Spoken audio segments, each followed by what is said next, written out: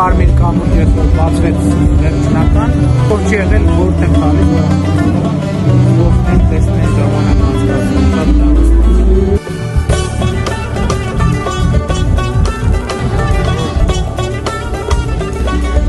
Այստեղ է լավ տարածք կա, զբոսայգու նման, սելֆի անելու եւ առնի հոյակապ տեղ ա, որ կարող եք գալ եւ տեսնել, անպայման եկեք, անպայման, շատ լավ է ստացվում։